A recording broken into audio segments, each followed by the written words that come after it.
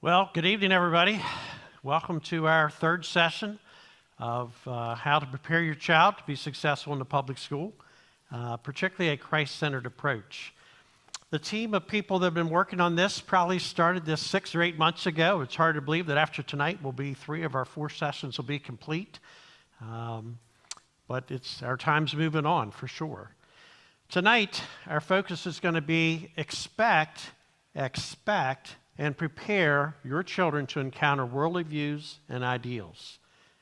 They are going to encounter them. Whether they encounter them at school, or whether they encounter them at the playground, or encounter them at the movies, or encounter them at the mall, they're going to encounter them. Even if you homeschool your children, if you send your children to a really good Christian public school, they're still, somewhere along the line, they're going to encounter these other views. And we want to, and a big part of our curriculum that we've been trying to do, is we want to prepare our children to when they run into these worldly views, when they run into these ideals, they'll know where you stand as a family. And we're hoping that will be in a biblical, grounded view, and they will have that going into whatever they may encounter. I'm going to do a real quick review. Maybe that'll have a chance here to get some more people here. One of the quotes we've been using from Billy Graham, again, the greatest legacy one can pass on to one's children and grandchildren is not money or other material things accumulated in one's life, excuse me, but rather a legacy of character and faith. A legacy of character and faith. What we want our children to inherit from us is not all this stuff, but a legacy of character and faith. That they would grow up to be people of character and faith. Our 4 sessions, we started out with grit. If you weren't here, grit is that endurance. It's that resiliency. It's that perseverance. It's that grind that just keeps you going to help get things done. I would add to that probably it's courage. It's courage to get things done too. And I think one of the things we're going to see in the future, our children and we will have to be more courageous as Christians, because I think we're going to see more pushback in the future. So that was week 1. We believe that grit ran through all 4 of our modules. Last week, if you were here, we talked about executive function, just that skill set that helps us get things done. Planning, organization, attention to detail, controlling our emotions, but just that whole bit that helps us get things done. And one of the things we learned last week, or I hope you did, if you have an area that's weak in executive function, you can make it better. You can make it better, and you can grow in that area and it'll help you in the future. Again, we believe executive function goes through all 4 of these modules. This week, in a couple of minutes, we're going to talk about that expect and prepare your children for worldly views and ideals. And then in 2 weeks, next week we're off. I'm out of town next week. I apologize for that. With kind of our long-term planning, I kind of missed that. Next week, we will not meet. We'll meet in 2 weeks, and we'll wrap up. And I hope you'll come back, because we really want to talk about how you can engage in your child's education, involved with their teacher, involved with the principal, involved with the school, keep up with the curriculum, things that are happening, as well as encourage your child and expect your child to grow academically, socially, emotionally, and how you can help that, and how you can expect the school to do their part to help in that. So I hope you'll come back in 2 weeks. Again, next week we won't meet. 2 weeks we'll be back to wrap up with Module 4. We've been talking about norms. Again, tonight, we could get into some sensitive things, maybe particularly in questions or whatever. I'm going to turn to Pastor Randy when it comes to, theology and the things of the Bible and things like that, because that's where you should hear those things from.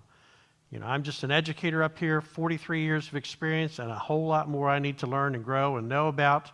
I would remind us tonight, we're not Republicans, Independents, Democrats. We are just Christians here just trying to figure this all out together. So I appreciate that. We talked about extreme ownership. I talked about this book, and the gist of it was you own the success or failure of your mission. And this is something we've been asking you pretty much to commit to. It'll be the last slide of our presentation tonight. It'll be the last slide in 2 weeks when we talk about. We want you to consider this. Parents own the responsibility of anchoring their children in Christ and equipping them to navigate a broken world. I think we all could pretty quickly agree we live in a broken world. Since the time of Adam and Eve, it kind of got started from there. But we own that responsibility, and that's really the basis of our curriculum. has been prepare your children in advance because they are going to run into these things. We talked about the fight concept. I'm not going to spend a lot of time with that because we have a lot of ground to cover tonight. But, focus your child. Teach your child that God has a plan for their life, and you want to seek out God's will for your life. Teach them to invest time in growing closer to God. Teach them to give of their time, talents, and treasure. Teach them to honor God in everything that they do, kind of that what would Jesus do concept.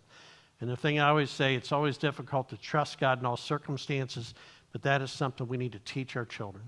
Trust God in all circumstances. There will be difficult things that come up. There will be times you'll feel isolated. There will be just painful things that happen. We've got to trust God in all circumstances, regardless of what those are.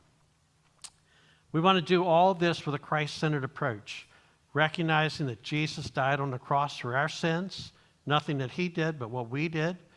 But if we accept him as our Lord and Savior, we will spend eternity in heaven with Christ Jesus, where there's a perfect place that we're all going to be together for those of us who believe in Jesus. So tonight, expect and prepare your children to encounter worldly views and ideals. My son and daughter-in-law took our two oldest grandchildren to D.C. and got to tour the monuments and various things this summer and things like that. And two experiences they had. One was on the metro, and you got to understand Ben. Ben is our 12-year-old. He's our middle grandson at this point because we have Owen, he's pretty big, but he's just 1 year old. Ben is just this wonderful little kid. He's naive as he can be. He's a little ADHD, kind of undiagnosed, but he is ricocheting off the walls. He was at his house last night. He was literally throwing a ball against the wall of the house. His mother had to ask him to stop, but he's just really nice, harmless kid, the kind of kid you want your children to be friends with. Well, Ben's in D.C., and he lives in Greencastle, so D.C.'s a little bit different apparently. And he saw things while they were eating at a outdoor cafe, seated area. A group of people were drinking and smoking and doing things that you wouldn't think you would do on public streets. And his parents had to ask him, Ben, stop looking at those people. Stop looking at those people. He had just not seen this kind of stuff. They're on the metro, and a whole group of people that were dressed maybe differently than you would think people that sex would dress. He was just, apparently, I could see his eyes, my mind. He was just in shock. He just didn't know what to think. And again, his parents had to say, Ben, stop looking at those people. Stop looking at those people. We're running into worldly views and ideals that our kids may or may not be encountered or haven't encountered before. How do we prepare them? How do we deal with it when they do run into it? We kind of had a Billy Graham quote. Tonight we're going to kind of flip over to another, kind of one of the icons of our faith in a way, Charles Stanley. When truth loses its supreme position in our life, when truth loses its supreme position in our life, everything begins to crumble. When things are no longer an absolute truth, whether it's in our life, whether it's our country, whether it's a school, whether it's an organization, when there is not an absolute truth, that group is not going to stay together very long. And I just think it's a powerful statement for where we're going tonight. When truth loses its supreme position in our life, when God's word is no longer God's word, an absolute truth, if people start to believe that, everything else will crumble. And I think that's kind of where we're heading as a society. I just finished a book called Manhood. I can't remember the subtitle of it. Just a lot of things in there. It was really about men and how men are not being men nowadays. No wonder women struggle to find good, godly men to marry. Glad to see so many couples here tonight. A lot of things in there were just where men aren't believing in biblical truth. People aren't believing in biblical truth. You're making up your own truth. Anything you want to be true can be true nowadays, is the way some people are teaching things. In the Bible, there are clearly absolute truths that we need to believe. The verse I want us to kind of go back and forth into tonight, Romans 12:2. Do not conform to the patterns of this world, but be transformed by the renewing of your mind. Do not be conformed to the patterns of this world, but be transformed by the renewing of your mind. This world is bombarding our kids. Everywhere we turn, our kids are bombarded with the world's view of how they're to act. Whether it's television or movies or social media or advertisements or whatever, the world is trying to tell us this is the truth. This is what you want to believe in. This is life. That is not so. We want to keep coming back to the Bible and be transformed by the renewing of our mind. And that is not a one-time back to Scripture and to God. It is constantly coming back and being renewed by God's Scripture and power. The world is trying to create a pattern for us. We do not want our children to be part of that. All right, we're going to change gears just a little bit here. Had a really good suggestion from a team member. It's a big part of this. If you were going to send your teenage child to the beach for the day with their friends, what would be the one thing? What would be the one thing that you want to make sure that he or she had with them before they went off to the beach?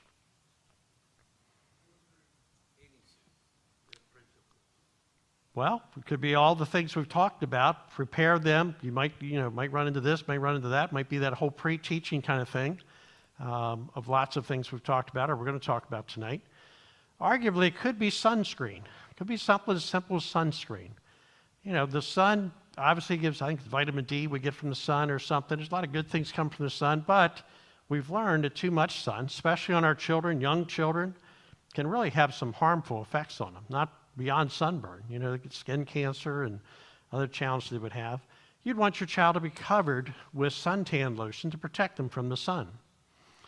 We're going to kind of use that analogy and kind of pull that over into what do we need to do prior to sending our children into a broken world. So we know if we were going to send them out into the sun, we might want to make sure they have suntan lotion. What might we do to prepare them before we'd send them out into a broken world? And this is really where I think some other people were getting to. I think it's a great graphic to think about. How would we cover them with the Word of God? How would we cover them knowing their sins have been forgiven by Jesus Christ who died on the cross for us?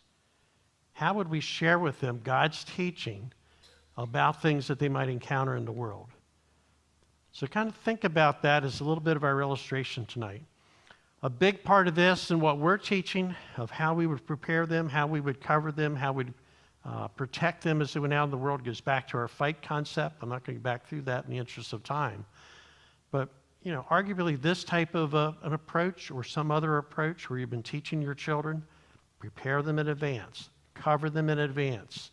Our little kids are, Vivian is ghost white. I mean, she is pale as she can be. We get out, I don't know what the stick is, but we're rubbing this white stuff all over to protect her. But long before she gets in the sun, she'd be sunburned right away. My daughter, youngest daughter, is exactly the same way. But if you don't prepare them well in advance before they see that sunshine, before they encounter whatever the world's way is, it could real quick be too late. Real quick could be too late. Also think about reapplying. We get in the water, we get sweated up, we've been at the beach for a long day, there's a need to reapply suntan lotion, or we might miss a spot. We have some type of damage there, we need to make sure we cover that up. That's kind of that going back to God and getting renewed our mind by getting back into the Bible, getting recovered, getting reapplied. Another graphic our team's kind of come up with, we've kind of talked about this, I kind of got to get it, spit it out of my mouth, the broken world wheel of misfortune. I don't know if you can see these things, but there's bullying, harassment, some of the things we're going to talk about tonight, fights, dysfunction, drugs, alcohol, just a whole bunch of odds and ends up on this wheel. And arguably, our kids could be involved at any moment, just wrong place, wrong time, and something bad could happen. Somebody has a weapon at the mall, and they just happen to be in the wrong place, wrong time, and suddenly they get hurt.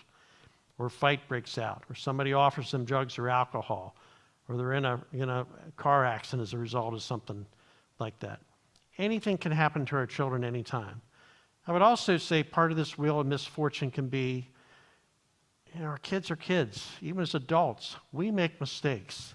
In one moment, just a bad decision, or let our guard down just a little bit, and we can be part of the wheel of misfortune.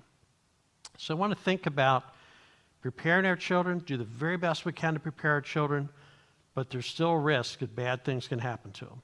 Again, bad choices they make, or just bad luck of the draw, wrong place, wrong time. Another concept we just want to share tonight, kind of a 3-step piece. Make sure that you're aware of what's happening with your child.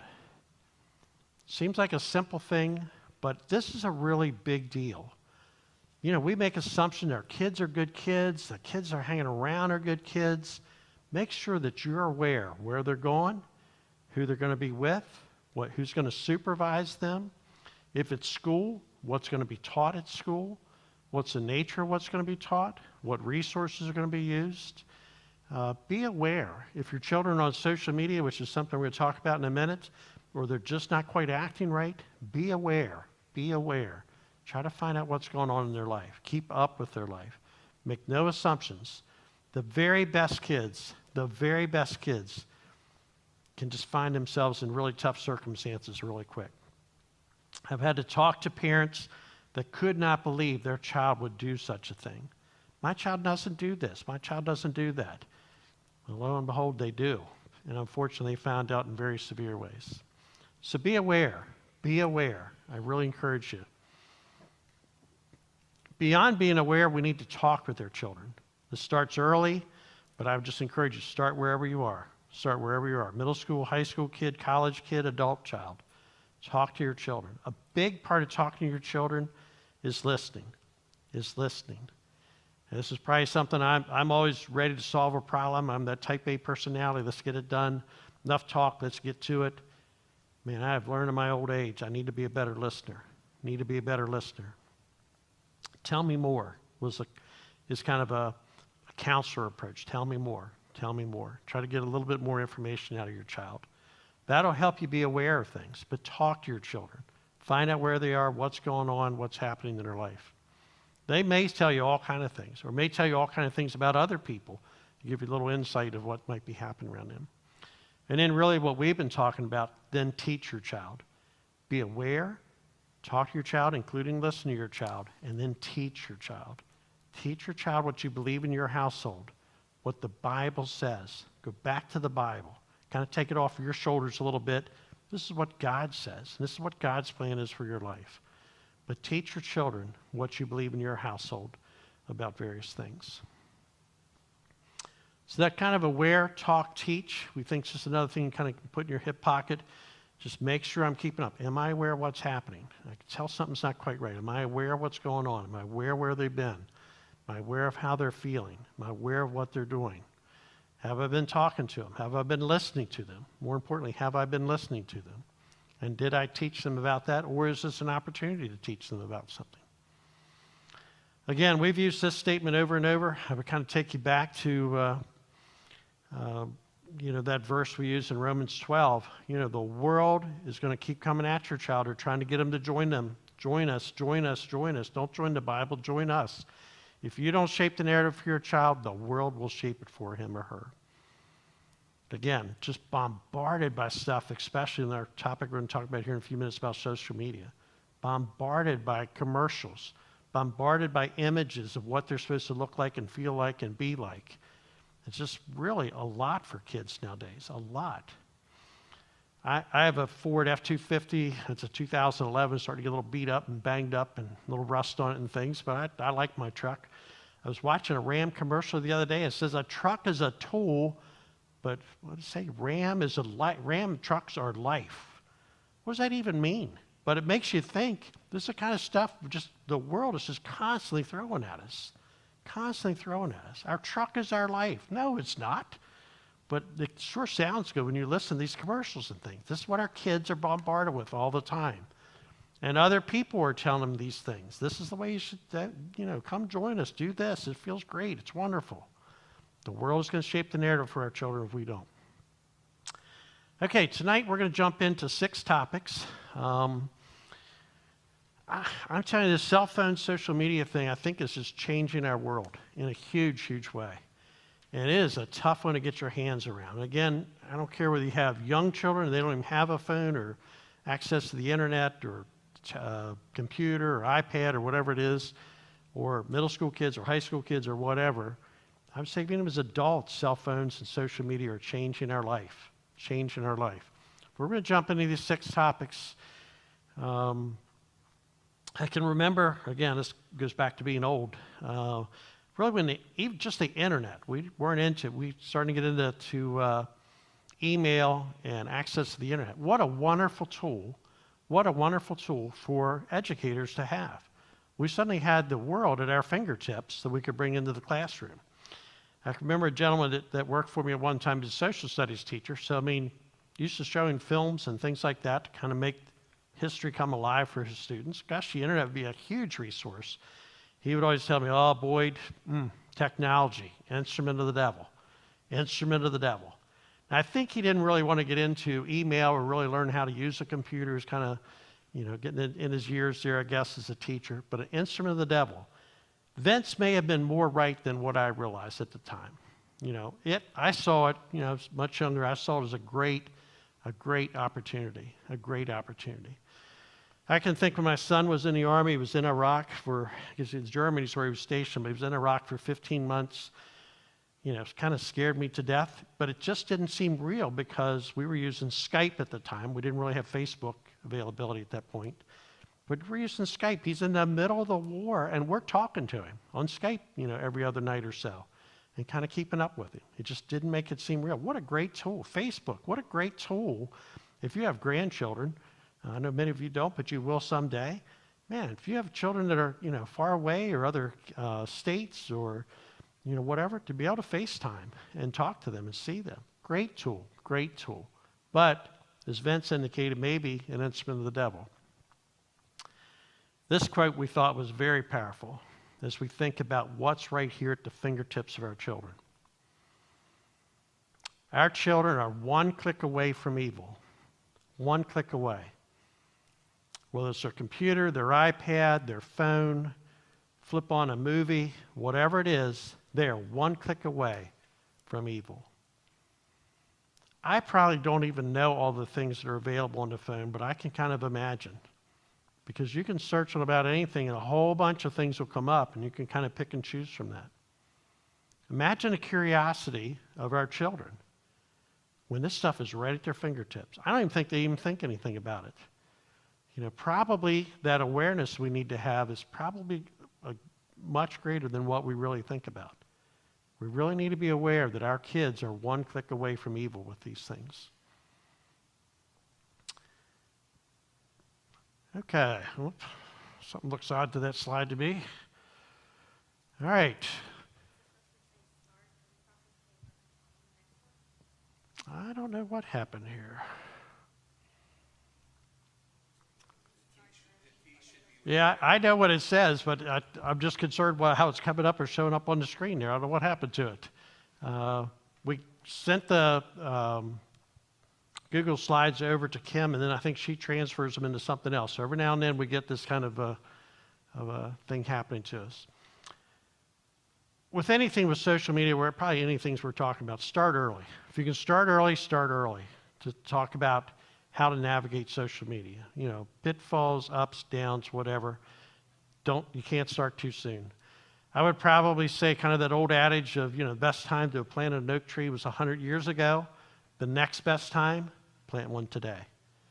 So if you haven't talked to your children about, how to really navigate social media appropriately, what your expectations are, regardless where they are in the continuum of their age, I would say start as soon as you can.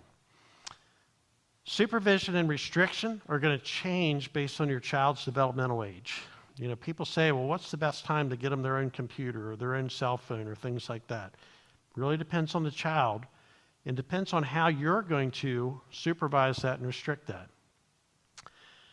I think with technology, with our younger children, I would argue older children, make it a habit that we're down in the family room, the living room, the kitchen, and people have out their computers, have out their phones. There's none of this hiding anything or closing my laptop up. It's well supervised, well supervised. You kind of think for your youngest children that would make sense. I would argue with your middle and high school kids it makes even more sense. They shouldn't be afraid to show you what they're looking at or what they're playing. I mean, we didn't talk about games yet, but games, a lot of time, tremendous amount of time consumed with kids playing games, adults playing games. You know, I tease my oldest grandson, Adam. You know, he loves playing games over the internet with his friends and stuff. And there's nothing he won't show me, and I just really can't get interested in it. But I'm always teasing him, are you reading a book? You're reading a book there, right? You're reading an online book? Yeah, Pap, yeah. You know, it's a game. Tremendous amount of time. Use the technology, and I couldn't tell you how to do all these things, but there are apps, there are controls, there are things that you can place on your, you know, not on your laptop and iPads, but on their phones to restrict their use. Make sure that you're taking advantage of those tools. In the school system, I feel pretty good about how children are not getting to sites they shouldn't get to. We have a pretty tight filter on things that people can get to. And if people need to get to other sites, they need to make special requests if for some reason our filter's been down too tight. But make sure you have supervision and restrictions based on your child's developmental age. This last one I think is a great idea on this slide. Invest quality time without technology. My granddaughters were over this weekend. My son and daughter-in-law ran in the Army, I think it's 10-miler over the weekend. They run it every year. So we had the 3 grandchildren for part of the weekend. I'm watching my 2 granddaughters. They're outside, loving life, just coloring in every square of our patio, every brick. I had to open up another pack of that kind of 1-inch, 4 or 5-inch long, big chalk. I mean, they are going to town. I think everything was covered by the time they're done. No technology, no video games, no cartoon-type things that they frequently watch on their iPads that drive me crazy. Just loving time, loving time. We went downstairs then. I took Owen with us down into the basement. We have a little kitchen set and fake food and all that stuff. They would play down there for hours and hours. But I know I was down there 45 minutes or so, including chasing Owen up and down the steps. They're serving food. They're taking my order, doing things. Do whatever you can to try to get away from this technology. And Mom and Dad, when we do these kind of family outings or family efforts without technology, that means Mom and Dad as well, right? We are so guilty, folks, Grandpap included. So guilty. We've got to demonstrate, model that we're going to give up technology as well. But I think this is really a good thing to think about. What can we do that doesn't involve technology? Teach your children that posts have a lifelong footprint. And I think this makes sense. You know, we kind of got to watch what we're liking, disliking, what we're, you know, people can see our history, maybe on what we've looked up on the internet, things like that. But some of this is a lot worse than this. I mean, we're getting into bullying and harassment. Man, the social media is used big time for bullying and harassment and comments made. We have employers looking up what you posted 5 years ago before they decide to employ you, or colleges, where people may have heard, you know, that I was going to do this. Maybe they looked me up on social media. Probably a little bit disappointed what they found, maybe. I don't know. But people are using, kind of doing research on people, right? Because we have a lifelong footprint. Probably one of the biggest things that really gives me concern, I can't even believe it, but I was involved in sorting it out enough to know that it's true. And it would happen with young children, middle school age children. Boyfriend, girlfriend, if you want to call them that at that point, taking pictures of their private body parts and sending it to their friend who later falls out with them, and then what do? They send it to everybody. Man, this stuff can really mess you up. But it's out there forever. It's identified as whatever. Lifelong footprint that can follow you for a long while. Establish clear boundaries, structures, and expectation for use of electronic devices. You say if we're using the phone at dinner time, or you say we're not using the phone at dinner time. I hope that would be the case. You know, what time of the day we're going to use phones, when we're not going to use phones or electronic devices. Set expectations for it. When we're going to stop at night. All electronic devices turned off at a certain point. You've got to establish those things, and again, we have to model as parents that we follow those things as well. You know, this scam and internet vulnerabilities has really turned into a bigger and bigger issue. We're getting emails now that you would absolutely swear are coming from your employer or your insurance company or whoever. They're just becoming more and more sophisticated. Phishing's been around since email came out. It was pretty obvious it just didn't sound right. So-and-so in a faraway country. They need to bring over $15 million.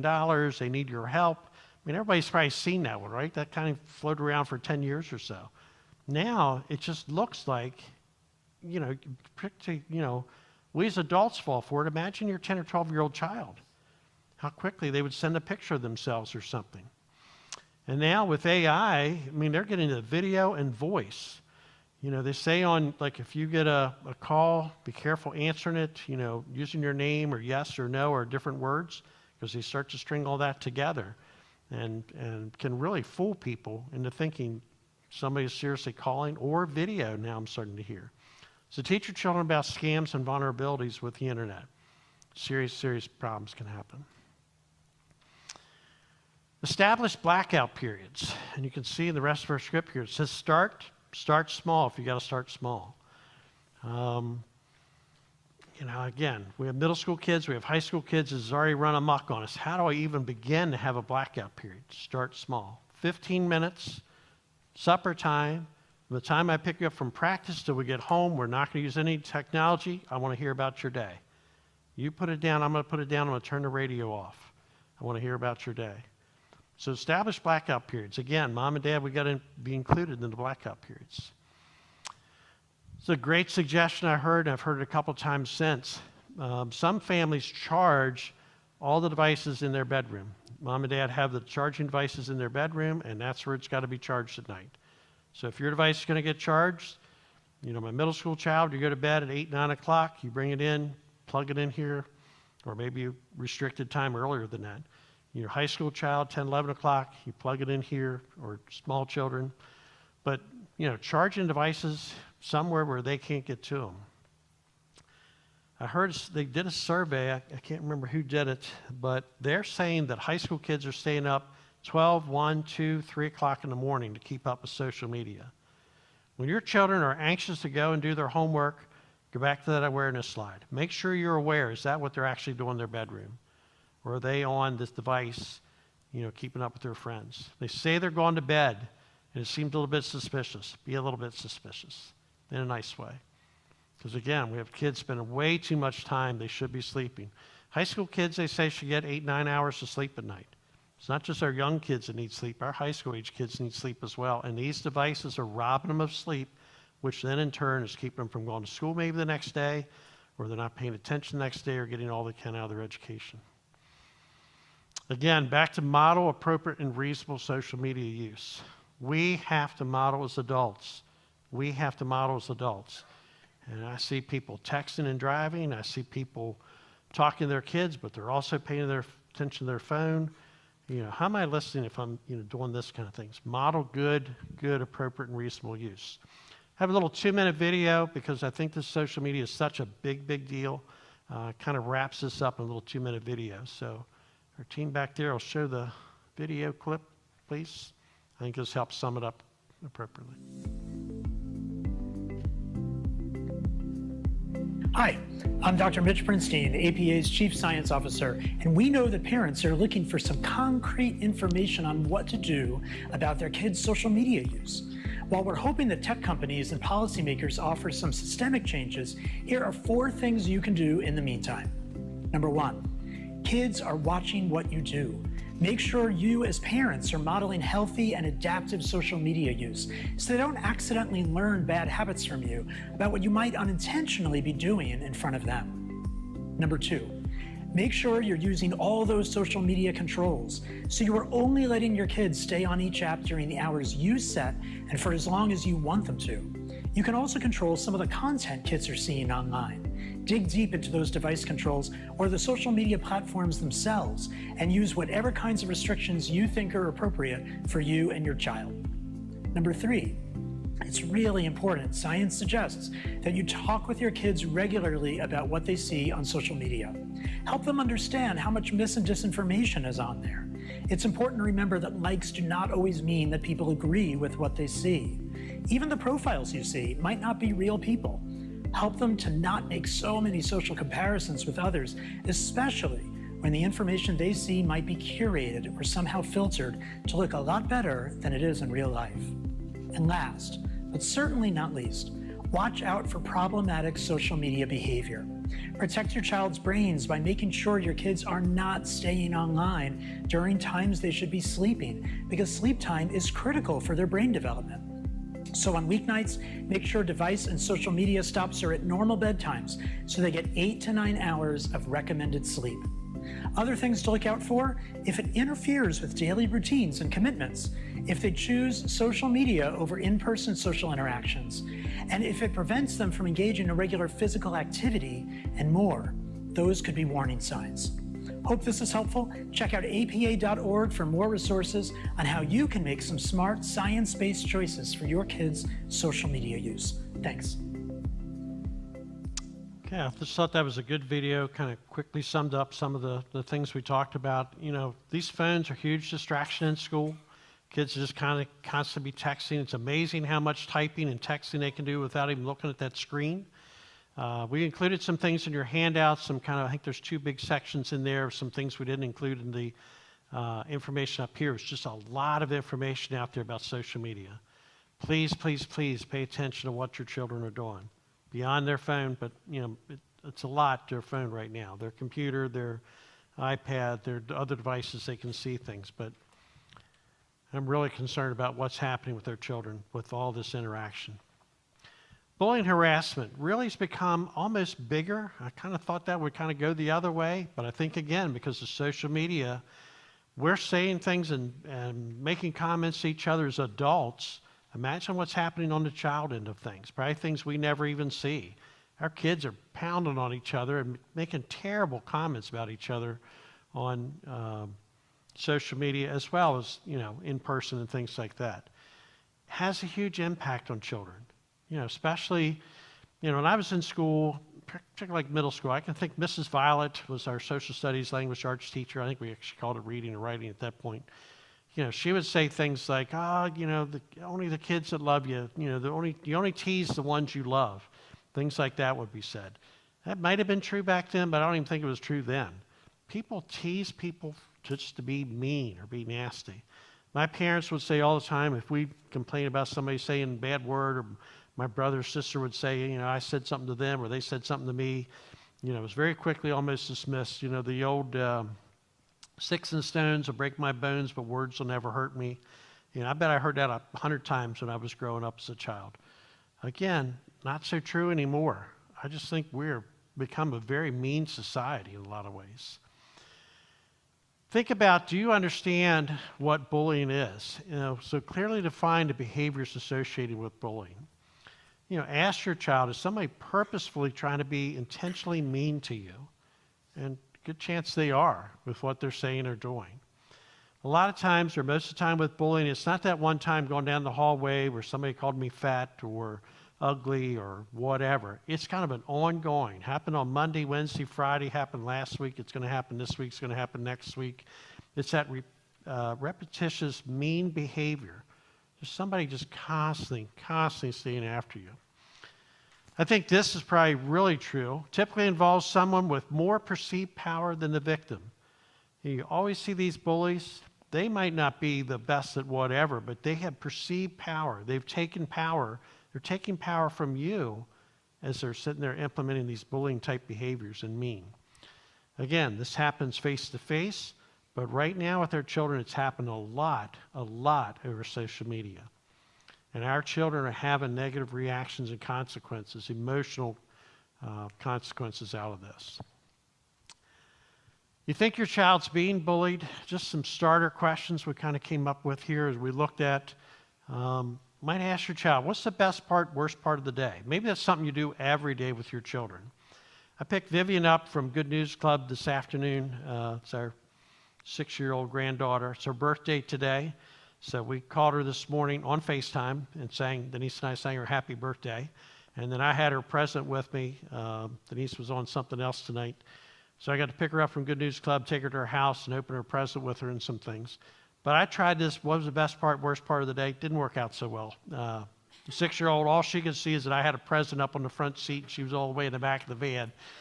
Kind of fell apart on us. But if you can establish a routine like that, I don't know that you'd have to ask the child the worst part of the day unless you just kind of sense something is a little off. I don't know, anytime I've ever asked my children, grandchildren, what they do today, It's that universal answer of nothing. What do you do in school today? Nothing. My grandsons do it to me on purpose. They say nothing. Try to get your kids to talk, though. Try to get them to talk. Ask them what their friends would do if they were bullied. Might be a way, if they don't want to share they've been bullied, maybe ask about their friends. And ultimately ask, what do you do if you feel bullied or hurt by other kids? We've got to have these conversations with our children. Start early, start early, start early. If you haven't, start where you are.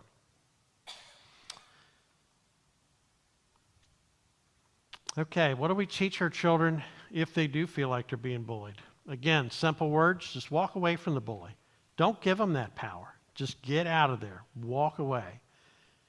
Easy words. Here's all their friends standing here looking at them while somebody's bullying them. You feel like you need to respond, or you don't want to be walking away and have everybody make more fun of you. But I would argue probably better to walk away than let them have that power. Just ignore them. Fall back on, we love Jesus Christ. We love other people. I'm just not going to engage in this. I'm just walking away.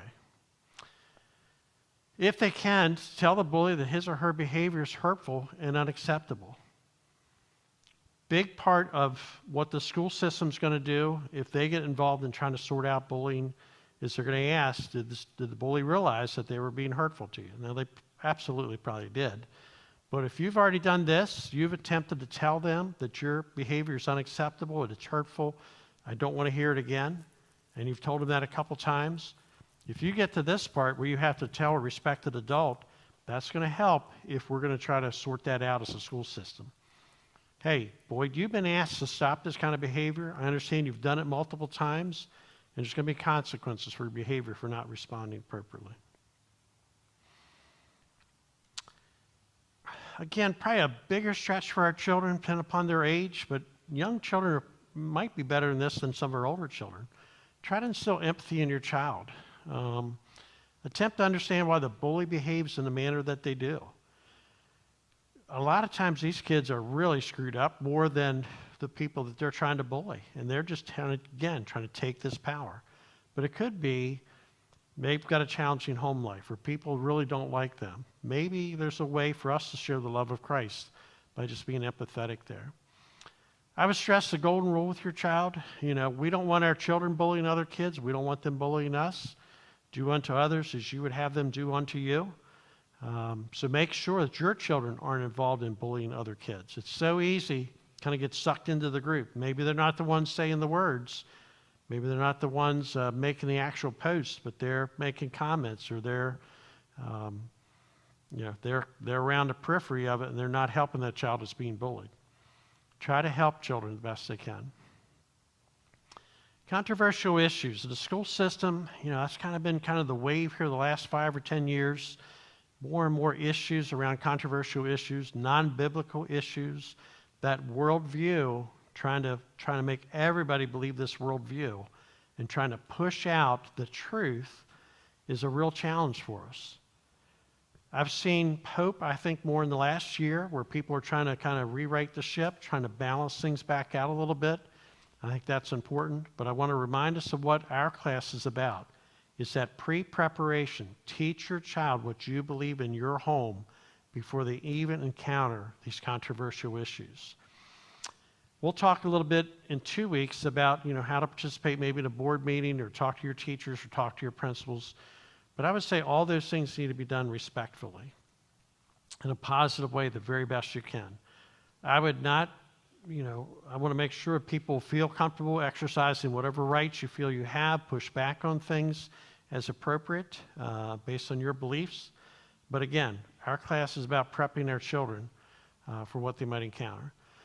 So as they hear things, see things, make sure we've done it on the front end. We want to filter issues through our established family values.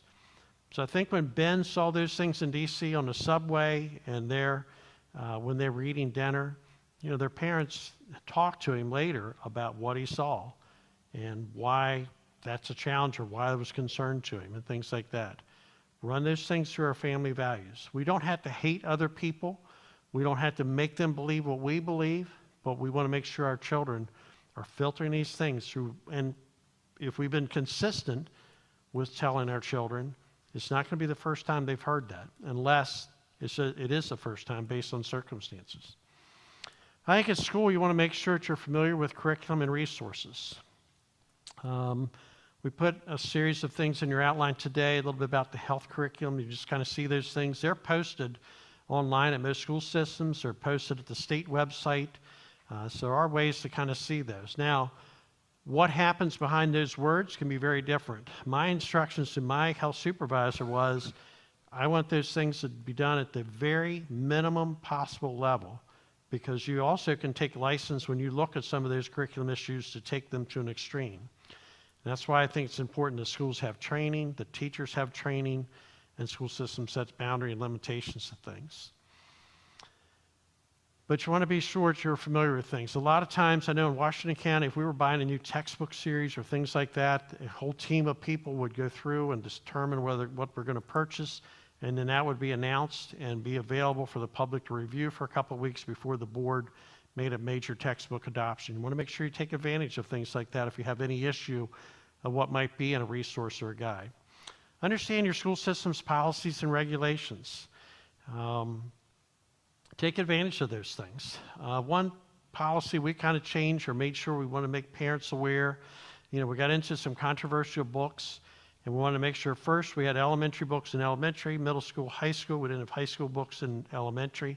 But then we had a system where in our checkout system, if you didn't want your child to check out a particular book, didn't matter what level or whatever it was, if you didn't want your child to check out a particular book, you could sign up and our system would block that child from signing out a book. So make sure you take advantage of simple things like that that are available.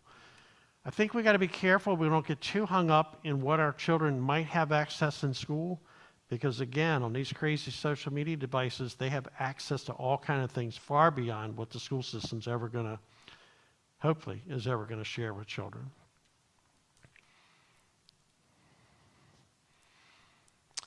Great place to find out what's going on in school. Explore your child's backpack.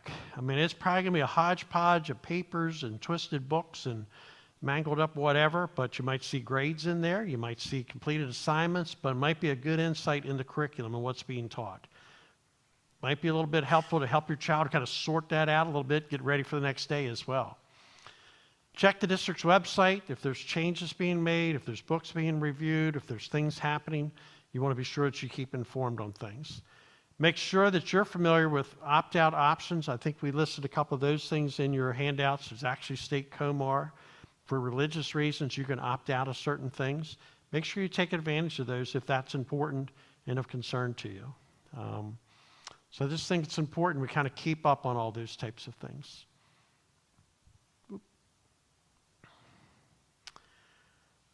I was hoping discrimination would be another one of those areas that would kind of go away at some point. Discrimination is alive and well, differently maybe. I would also say biases are a big part of discrimination. We all have biases for different reasons.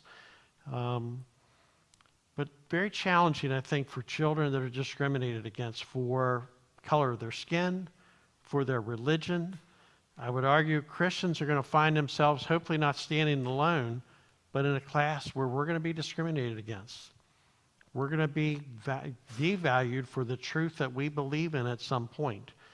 Then I think we saw a little wave of this. We've had a little pushback. I'm hoping we've kind of resettled things. But children, unfortunately, are still being discriminated against for various reasons. Whether you're rich or poor can be something people discriminate against. I would encourage you to teach your child to respect and value everyone. We are losing respect for ourselves. Again, back to social media, just people saying crazy stuff to people. Make sure we're teaching our children to be respectful and value everyone. I hired a young man, and to this day, if I walked into his office, he would immediately be yes, sir, no, sir. We had him in this interview. He was constantly this yes, sir, no, sir. And when he left, I said, he is either the biggest fake or he is the most genuine in his respect for other people of anybody I've ever met. Turned out he was that genuine. Teach our children to respect people and value everybody. Emphasize the importance of kindness, gratitude, and empathy.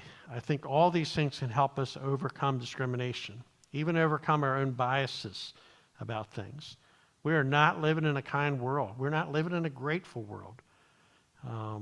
Simple things. Hold the door for everybody. Say please and thank you. We're really working on that with our grandchildren. I swear Caitlin does it on purpose to Pap when he says, what's the magic word? She refuses to say it, not just in a joke. It's almost like a willful or disobedience kind of way. We need to teach our children, to be kind to everybody. Go a long way to helping heal our nation with discrimination if we just treat everybody with dignity and respect. Be kind. Be respectful of people. Ensure your child has equal access to opportunities, resources, and high-level courses. Doesn't sound like this would fall in discrimination, but I'm telling you, fortunately in the public school system, we've discriminated against poverty children because you can't see where those children naturally would be in these high-level courses, or a child is special ed but is very bright if they have the right resources to support their disability.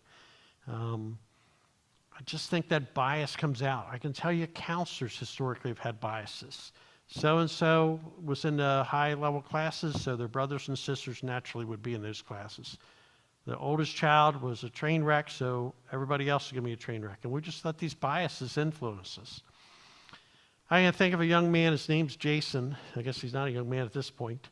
The first time I saw Jason, I was walking with his older brother, Keith, and we were somewhere between the middle school and high school, and Jason was out on the playground.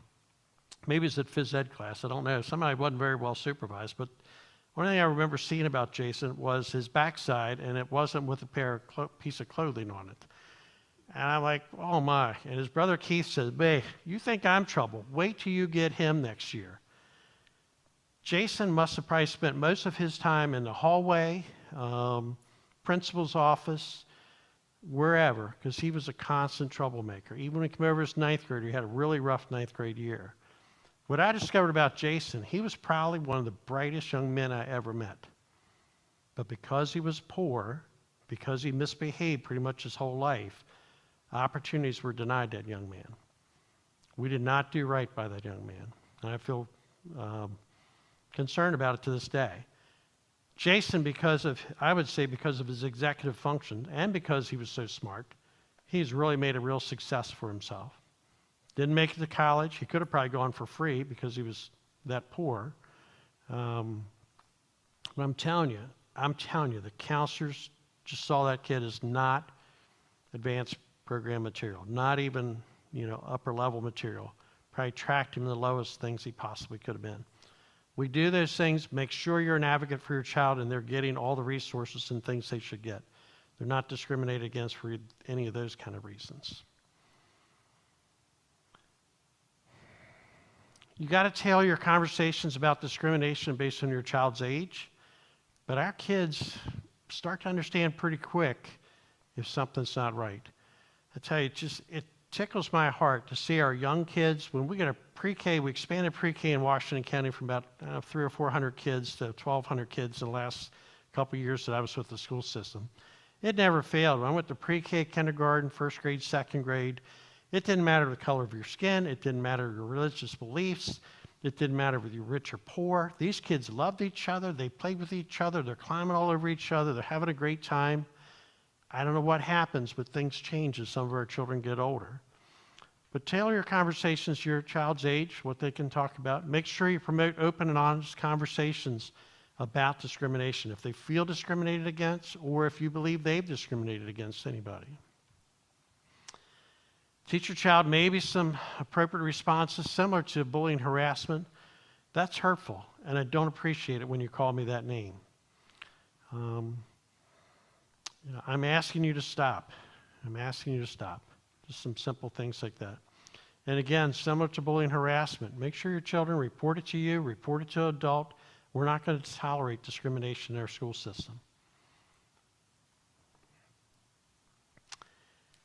Much like social media and many of the other things we talked about, make sure we do not model or reinforce discrimination with our actions as adults. If we're saying things, if we're calling groups of people certain words, or we're doing certain things with our actions, even those nonverbal clues, folks, we cannot model that type of behavior. We're reinforcing discrimination ourselves. Make sure we address discriminatory behaviors and statements made by our children. We have to confront it. Do not let it go by. It's a teachable moment. Teachable moment. Go back to your biblical beliefs or values in our family. In our family, we value everybody, and we do not call people names. We do not participate in that. We're going to love God, and we're going to love everybody. If you've ever been discriminated against or you've discriminated somebody, it's a great opportunity to bring that story up and share it with your child. When I was a child, when I was a young person, this is what happened to me, and here's how I responded to it. And maybe it was a good response or a poor response. And describe to your child how you might do it different if it was a poor response. If you discriminate against other people, it'll be a teachable moment where you discriminated against other people, but you've grown and you've been convicted to treat people differently than that. Be a good opportunity for our children. Drugs and alcohol. Again, we think about those things that we can't escape. Drugs and alcohol are taking a huge toll on our children. Challenges, alcohol just seems to be available and prevalent everywhere, poor, rich. Drugs are available. They're probably more than I understand to a big extent. I do understand because I've heard tragic stories of young children. We have Brooks House in Washington County. If you've ever heard Kevin Simmers talk about what happened to his beautiful daughter and how she got involved in drugs and how it destroyed her life and ultimately took her life. It'll just change your heart. It just really will. Bad decision. Some of these things are one-time uses, can kill you. One-time uses can addict you. Again, I'm not the expert on all these things, but these are things we need to be back to our awareness and talking with our children and teaching our children. These are serious, serious consequences can come out of these things. Talk and listen to your children. What are they experiencing? What are they seeing? We had a school that was just running amok on drugs, and this was a fairly affluent school. And children were actually reporting on their classmates because they were seeing how it was destroying their life. It was really kind of brought it to our attention that we needed to address it as a school-wide issue in a lot of ways. So children can be a big help sharing things. Make sure you kind of having those age appropriate, but talk to your children early and often about drugs and alcohol. You might talk to them about the importance of healthy habits and behaviors. Alcohol can have this kind of effect. Drugs can have this kind of effect. Vaping and juuling. This isn't the vaping electronic cigarette where you see this gigantic puff of smoke. Kids are smoking synthetic, all types of synthetic drugs, and just this little electronic device, no smoke can happen right in the classroom. You could be doing it right now. I would not even know you're doing it, and you'd be taking drugs right in front of me. This is happening with their children. I'm hearing about parties and things where kids are dumping whatever you can get out of the medicine cabinet and you throw it in a bowl, and then you just randomly take these things at a party. Kids are looking for that rush, that excitement, that edge, living on the edge. They're being sucked in by their friends. Man, talk to them about how dangerous these things could be, taking something you don't know what it is. Again, one time can hook you, one time could kill you. Highlight the negative effects and dangers associated with drugs and alcohol. Again, alcohol, we frequently think about tragic things like, car wrecks and things like that. But we have parents that are throwing parties, and in the name of not letting anybody get hurt and taking all the keys, they're providing alcohol to 15, 16, 17-year-old kids, younger maybe. Kids are showing up at these things. A lot of danger, a lot of bad decisions are made when we're high or drunk. A lot of bad decisions are made. Children, adults as well. But a lot of bad decisions. That one moment, that wheel of misfortune can happen just when our guard's down because we're just not in our right mind completely. Teach your child the value of saying no and maybe some possible responses. So maybe some of this sounds a little bit corny, but just say no. Just say no was a big thing when our kids were growing up. No thanks, I'm not into that. Oh man, my parents would kill me. They'd really get mad. Just back away, get out of that situation. Establish clear and consistent expectations regarding drug and alcohol. In our family, we don't use this. You wait till you're of legal age. Now with legalization of marijuana for recreational purposes, I just think it's going to be all the more available, and I don't think it'll stop at marijuana. I think you'll see more legalization of some of this stuff. Again, the absolute truth of things is changing on us. Things that at one time were just common sense, just didn't make any sense to do. Now we've kind of just let it go in our society. Establish these clear expectations. I would probably even go as far as, if you do make a mistake and you're somewhere and you're high or you're drunk, you call home. No questions asked. We're going to come. We're going to get you. We're going to make sure you're safe. Because we love you and we care about you. We don't want anything to happen to you. And sort it out from there, folks. But don't hesitate to have your child do something or have somebody take them or whatever. Just tell them how much you love them. And if you make a mistake, contact me. We'll figure it out. This last one on this slide, encourage positive friendships and participation in extracurricular activities. Our kids get bored. I think that's what's happening with this gaming, and they spend hours on the social media and just looking for something to do. Really encourage them, bands, sports, church clubs and activities, 4-H, just anything they can get involved in, especially get involved with other Christian friends would be fantastic. Make sure, back to our awareness, that you're aware of what they're involved in and who they're involved with. Maybe that team's going to go out and drink later after the game or something like that. You'd want to keep up on those kind of rumors and things like that. But just a lot of good things come out of extracurricular activities for our kids. And again, it doesn't all have to be at school, but there are a lot of good things. Plays, activities, chess club.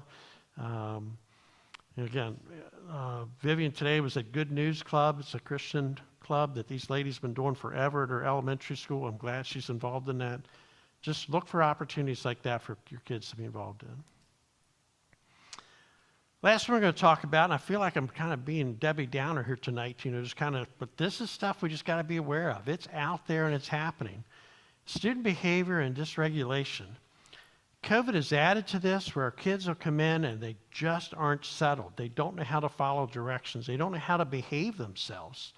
You see it in a grocery store, you see it maybe at church, you see it different places where kids are just different.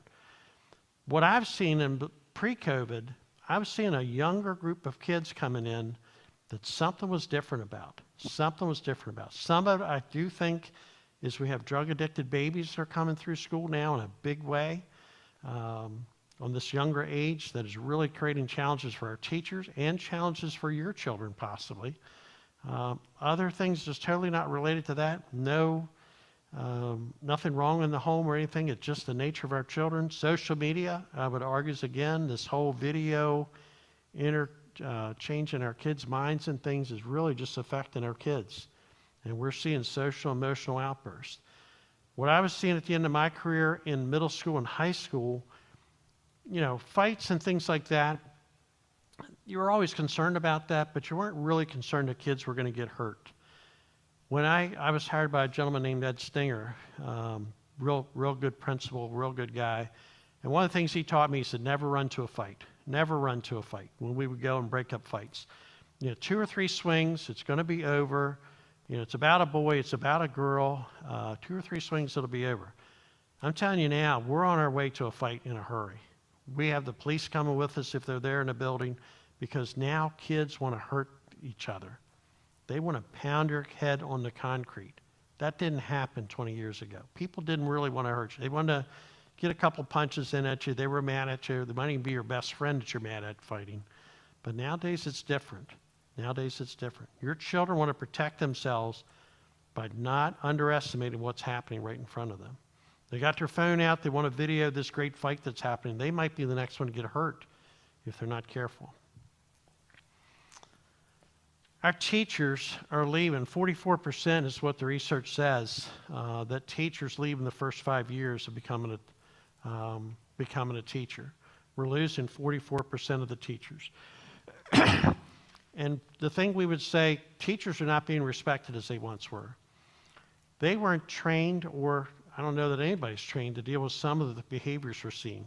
Being kicked, spit, bit, and happening frequently. Teachers just aren't going to deal with that. They didn't go to college and get trained. They wanted to teach your children. and this is what they're running into. So we're losing good teachers in a time when we have a teacher shortage. We are losing a lot of teachers. That didn't happen in the past.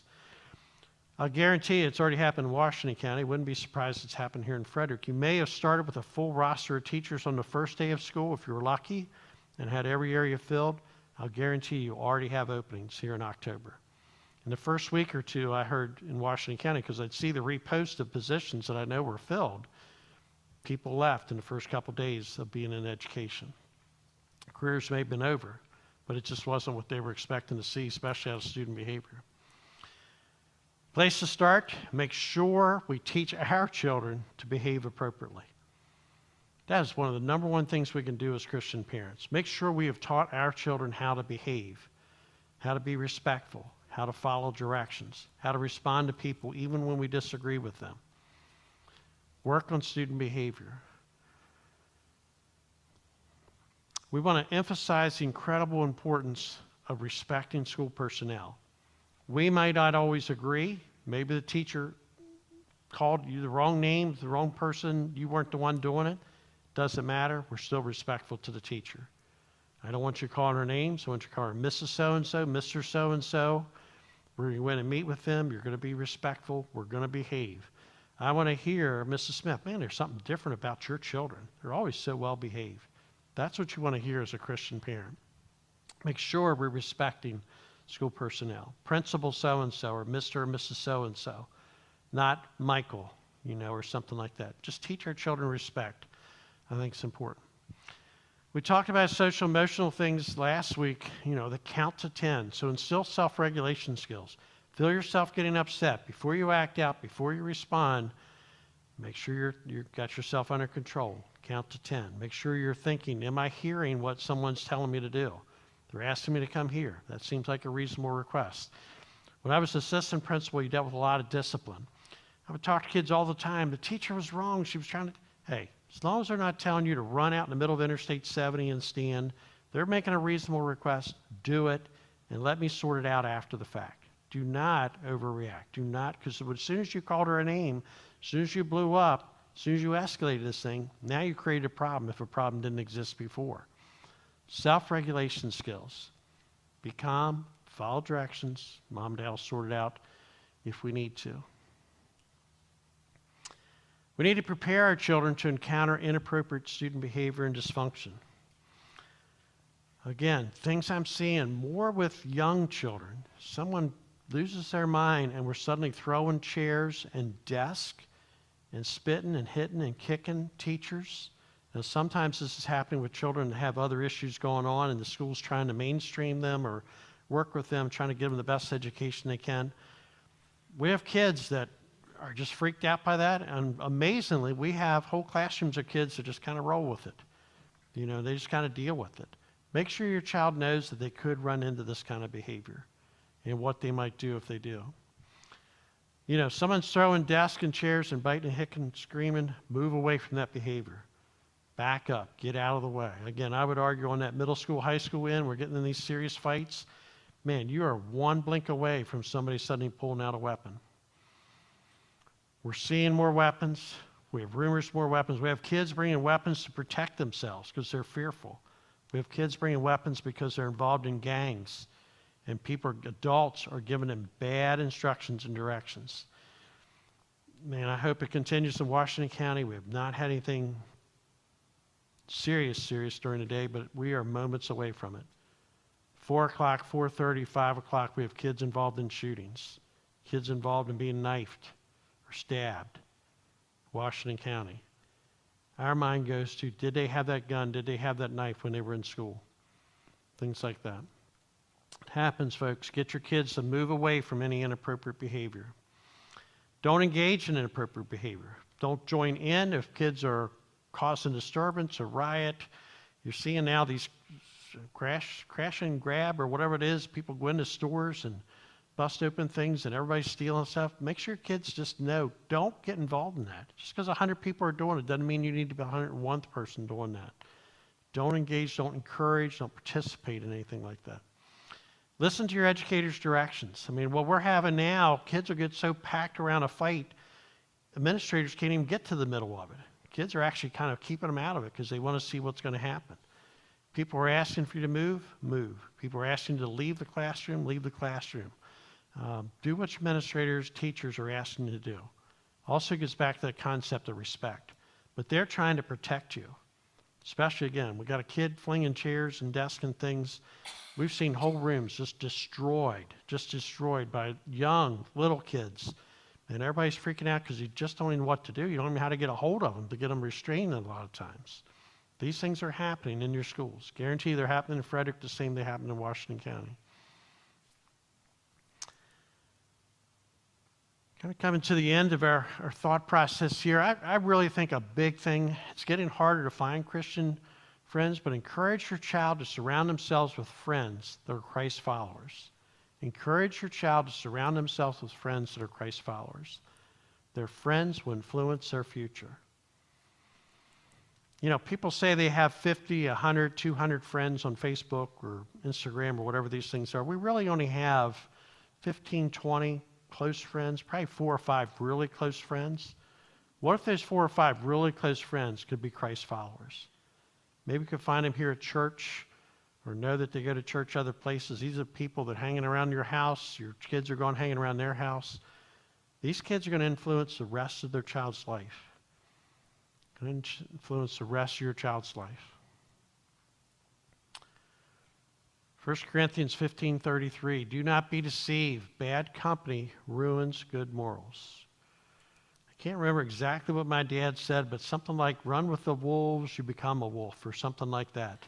And I don't know, it's one of those kind of hill kind of things, I guess you kind of would say to your kids, but I mean, it's just true. You know, we hang around a bad group of people, it's a real good chance these things are going to rub off on us. The world's ways are going to rub off on us.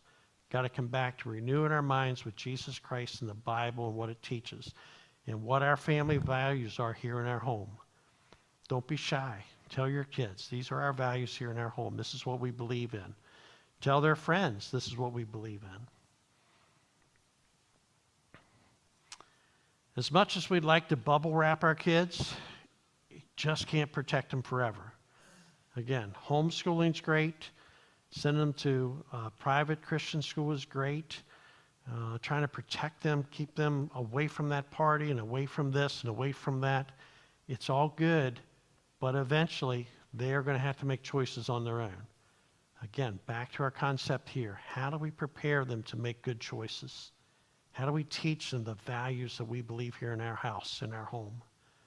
How do we let them know that we love them even when they make a mistake? Even when they make a mistake, we're still going to love you, and we're going to remind you what we believe in, and we're going to go forward from there. But we're going to love you and take care of you. Again, we'd love to bubble wrap our kids, but they're going to run into life at some point. They're going to run into life. Again, movies, the mall, you know, wherever else. We could fight schools all day long, but eventually our kids just can't be bubble wrapped forever. So I'm going to take you where we end every time. You know, really want to encourage you to commit to owning the responsibility of anchoring your children in Christ and equipping them to navigate a broken world. We live in a broken world, but there is hope. Jesus Christ died for us, and we are not living for this world. We are living for eternity, and that's where we want to see us as adults, and we especially want to see our children there as well. Okay. With that, that concludes tonight's presentation. We'll open it up here to questions as we have before. If they become biblical questions, I'm going to send them right over to Pastor Randy. So, thoughts and questions for tonight. And I think the Orioles play tonight. We hope it's not their last game of the season, so I don't want to hold people up that are anxious to go to the ball game. I don't think it starts after 8 o'clock. Yes, ma'am. I don't have a question. Okay. You can make a comment or thought. I don't have a question. First of all, I want to say thank you for everything that you have been sharing with us for the last 3 weeks. You have given us a lot of things for us to discuss and talk about. But I wanted to just add one more thing when you were discussing the controversial issues. All of the points that you have highlighted here, I think that they're very important. But I think that one thing that was missing is that as parents, we also need to teach our kids the language that they should use when they are addressing the controversial issues We had an incident last year where our child was lacking. He knew what our values were standing. We had this conversation with him, but because he didn't have the correct language, the way that he addressed a controversial issue made the problem bigger. And then we had a conversation with him about the kind of language that he should be using to show where he stands in his beliefs, and that made a huge difference on how he was addressing that particular issue. So I just wanted to mention that. Okay, that would be a good point. I mean, a big thing we're going to do, we might, and other people might be presenters in the future, but we're going to continue to work on this curriculum. It could easily, change into a 10-part series or a 2-part series or whatever. So we're looking for suggestions. So the language and words to use when they're confronting that or speaking about it or sharing about it can be very important, because sometimes you don't have that. You just reach for the wrong word, and to your point, can make it worse. Okay, thanks for sharing that. It's a good suggestion. Other comments or questions for tonight? One of the things that you didn't say, and I think it's because we assume this to be true, but if you are a parent and you are abusing fill in the blank, if you are having a stressful day and you come home and you say, oh, it's so stressful today, I just need a glass of wine, you're modeling for your child that we respond by stress by applying a chemical to it. So, please be careful about that, and, drink responsibly. Can we drug responsibly? I don't know. But, I see a lot of kids who, what do you do when you feel stressed? What does mommy do? Mom smokes a joint. It's like, is that what we want to model for our children, whether it's legal or not? How do we want to show our children the correct way to deal with our stressors, our all of our stuff? Yeah, I know you work in some of our Title I schools, and some of the stories, and it doesn't have to be Title I at all, just horrible, horrible things our kids see. And it's natural, it seems natural, the outcome of that would be some of the actions that they do. Again, good modeling can really be important for us. Folks, we all make mistakes. I'm standing up here. Make sure you don't look at me as somebody that's got this all perfect. Did it perfect with my 3 children and my 5 grandchildren. You're just looking at somebody that has the opportunity to present information and is growing and learning right next to you. So these things are all good. Other comments or questions for tonight? Yes, sir.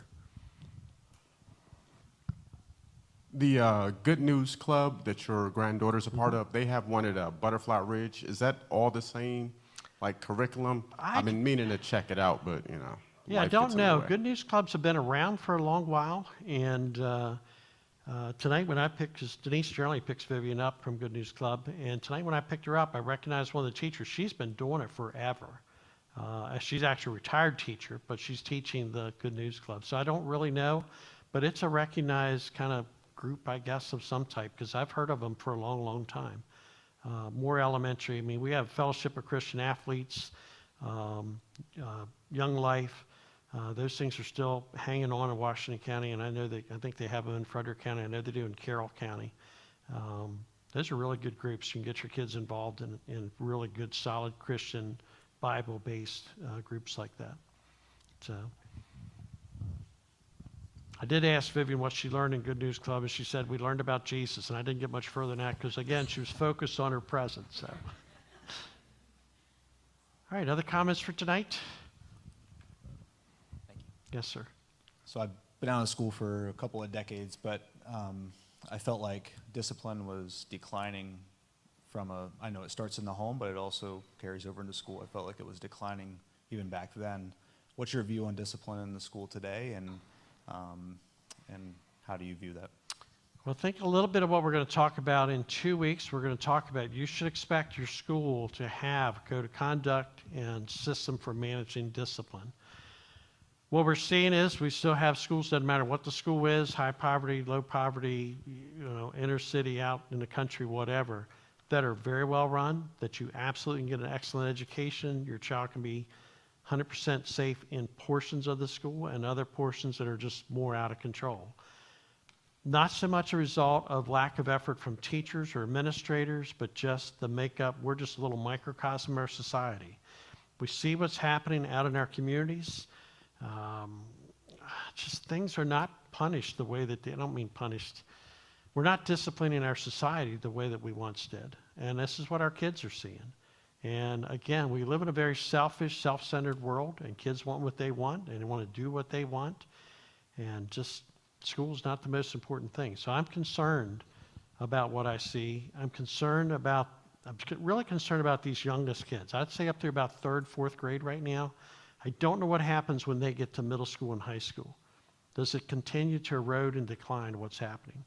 The state of Maryland, unfortunately, has really restricted administrators as far as, and not that suspending kids or expelling kids or anything like that necessarily worked, but they've really taken away those tools.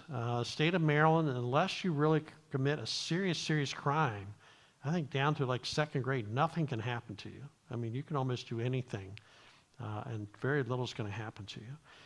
To cuss out somebody, to something like that, you would automatically be expelled when I was an assistant principal. Not because of me, just that's the culture we had. Now I see principals, I see police officers in our school just take abuse from kids. And there's not a lot that we can do with some of those circumstances. Again, I just think it's signs of our society. We are just a little snapshot of what's happening in our society. We should not be tolerating this, but kicking everybody out and not getting education, that's not solving it either. I see just a constant cycle for some of our schools where just academically they're not succeeding, they're not teaching values or discipline or respect for themselves. So I'm concerned. And I can see why parents would be concerned. I think for the most part, I wouldn't hesitate sending my child to grandchildren to any place in Washington County, but I'm starting to hesitate more than I used to say that real quick, starting to get a little less quick in saying that. There's definitely places in Maryland I would never send my children. I would find a way. I would homeschool them. I would find a way to send them to Christian school. I would do something before I would send them to public school. I think Frederick's got a great system here. I know they have their challenges. Again, back to that aware, talk, teach. We want to make sure we're aware of what's happening in our schools. Listen to your kids. They'll tell you stories about what's happening in classrooms and things. Yes, ma'am. Here, and then we have somebody in the back. So one of the things that they have done is to replace discipline with mental health treatment. Mm-hmm. And so there are lots of grant funding available to all of the schools in Maryland that make free services available to children in the schools as long as the parent is agreeable to that. But we certainly have parents who say there's nothing wrong with my child. They take the side of the child. I know there's lots of parents who have restraining orders against them from coming to the school and creating such a ruckus. I don't know if you were aware, but at that Title I school that day, the police came to deal with a 1st grader who had brought a knife to school. Oh, I mean, it's not an isolated incident, not at all. I had a quick question about your strategies to navigate through discrimination, and one of your points was to teach your child to respect and value everyone. Mm-hmm. And I guess this is really maybe kind of tailored towards you and Pastor Randy is, like, I think today even adults are having an issue with the tolerance level of what to, like, everything in a way shouldn't be respected or tolerated or valued, and how that aligns with, those worldly values versus our God-given values. And so do you have any suggestions of how to calibrate and balance those things out? Because sometimes when you correct those things, inevitably we come off judgy and push people away, and push our children away, and push, and that's not what we want to embody. We want to be able to bring them closer. So any advice or suggestions on how to balance out what you're suggesting, as well as continue on in our faith and our children? What would help me is if you could give me a concrete illustration. Give me an example. I mean, the biggest thing today, I think I'm referring to the sexuality questioning, and you have kids, even adults that say, like, this is how I am, and then you are presenting that in front of kids, and that's obviously not what in Scripture. I got you. Were you able to hear that? Yeah, I think I caught. I mean, basically, we don't want to discriminate, but we also don't want to kind of condone or say we agree with these people. But, so what is that balance of that, and what is the language we use? Is that the nature of the question? Yeah. Yeah, and I think that's where everything you've stressed becomes so critical. Unless, my kids are all grown, so I feel very unfair talking to you guys because you're in the trenches fighting this war now. It was much easier in the old days. But unless you have had thorough conversations, in my opinion, with your kids in advance, where you're explaining to them, God made you a little boy, God made you a girl, that's his perfect will for you. Now, you're going to meet people that they're confused about this. You don't have to argue with them, but you don't have to listen to their ideas. If they say, no, you need to choose your gender, you say, no. God already chose your gender. He's blessed you with, wanting you to be a little boy or a little girl. So it's about thinking through, and that's where it gets complex, and having these conversations that tragically you shouldn't have to be having with your kids. But we do have to have them now. There's no option. So you've got to talk through these things with your kids in advance, anticipating what they might hear, what they might see, kids that want to be called, a boy that wants to be called by a female name, and how does your child, respond in that situation. Talk, like you were saying, talk through them. But unfortunately, you have to have these prepared dialogues, so to speak, so that your kid is not caught off guard. Now, I have a question. I have been told that in some of the schools, there's a lot of these groups that are promoted. And this can be confusing. Am I correct? And I'm sure this is very confusing to the kids. And so, if your child hears this or it seems to me if you've taught them sufficiently at home, they know, okay, that's not for me. I'm not interested in those kind of groups. But nevertheless, if it's being highly promoted, I'm assuming it's a little confusing for kids. And then what I've picked up on is it almost seems like, unfortunately, it's kind of the hip, happening, cool, edgy thing. If you're, calling yourself a non-binary or whatever, So you've got that thing that every kid wants to try to find what makes them unique and popular and hip and cool and happening. And so, again, I don't know how you can address that other than you've built such intimacy with your child at home and have so many conversations, comfortable, open conversations, that they can navigate through these. But it's going to be hard. I like the way this whole thing started. It was the notion that, this has to be looked at as kind of a struggle now. Whereas it used to be you could send your kids to public school, you didn't have to think about anything. Not anymore. You have to think that this is kind of a counter-culture environment that they're going to be, hearing from. And you have to kind of prepare your kids to face that. It's unfortunate, but it's true. Is that...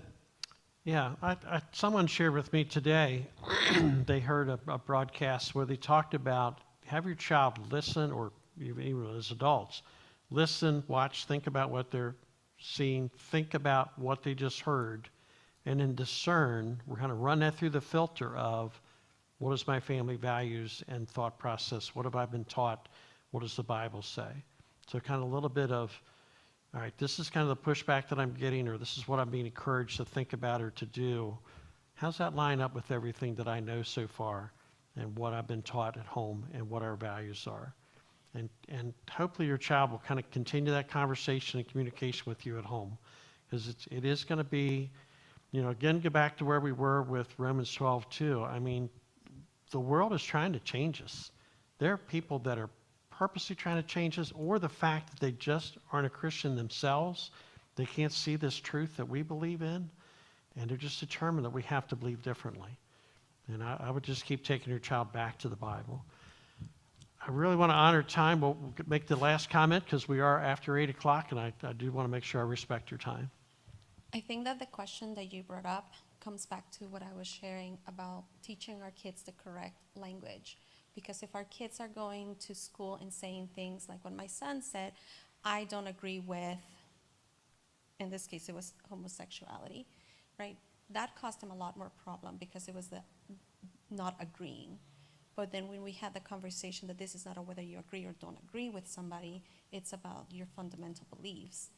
And when he was able to then verbally say, I believe God has a plan for how to live my life, and he made it about his belief in his life, it took that judgment away from other people. And I think that that's where that language is just so important for us as parents. And it took several times for me to have to ask the same question to my son. What would you say if somebody asked you this? What would you say if somebody comes up to you? It's just going again and again on having, and I had to have this conversation with another teacher who is a lot more open to this ideology, to really help me better understand the kind of language that I needed to teach my child so that he could stand on his beliefs and show respect at the same time to other people. Real important, real important. I think that just shows the love of Christ that way. Get to model what we believe. We don't change. We're in the world, but we're not of the world. And we do it respectfully. So that was a good lesson you've taught. I'd just like to emphasize what she was saying, though, because this is so new that you have to anticipate the kinds of questions, the kinds of situations, dialogue with your kids. Say, no, instead of answering it this way, what if you were to answer it this way? It's unfortunate you have to do this kind of preparation, but you do. You know, you're a perfect example of that. Along those lines, role playing is just so key with your children at any age. But I wanted to address what we have found helpful is talking to our children. I have an elementary child and a high school child. They've been in private, they've been in public, we're homeschooling now. But even in our family circles, even in the neighborhood circles, many of these issues still come up because we're interacting in the world. And so early in VeggieTale world, when they were littles, there was one that had a song, God's way is the best way. We played that a lot. So now even as a teenager, remember, God's way is the best way, and we laugh about it. But that's a seed that I can plant in my littles, right? And then my 8-year-old at his level, and then my 15-year-old, we do talk about that. Okay, so Aunt so-and-so is choosing this lifestyle that we're going to the holiday. Okay, it's not just in schools, it's in our families. Yep. And we love Aunt so-and-so. We love her. So we know God loves her, but we know God's best for our life. And so we're going to choose God's best because that's what the Wojin family does, Team Woj, right? Building that family, that time. We've been doing this for years. But that doesn't mean we can't pray for her, we can't love her, we can't interact with her because God still loves her, right? But how can we expect her to choose God's way when we know she's not following God? And we can say that about the schools right now. We can tell our public school children, it's okay. A lot of people just aren't choosing to do it God's way, but we're going to choose to do it God's way. We're not going to judge them. We're going to pray. We're going to love. Pastor Randy just had a great sermon. There was a verse about how do we speak to people who don't deserve kind words to us? Well, pray for those who persecute you, bless those who curse you. Like, that's our response, right? It's hard. And then you go back to the role play. Okay, when so-and-so, because I have even in the neighborhood, my child gets bullied about being a Christian, literally. It's been a great growth experience for us all. But when we role play at home now, so when so-and-so says this to you, what's God's way to respond? What do you think? Okay, let's practice that way. Okay, what might be the way you want to respond? And we let him say what he needs to say, right? All right, but what do you think's the best way? Let's do it God's way. Now, when they get older, they're just like adults. We're going to have our good days and our bad days on how we respond.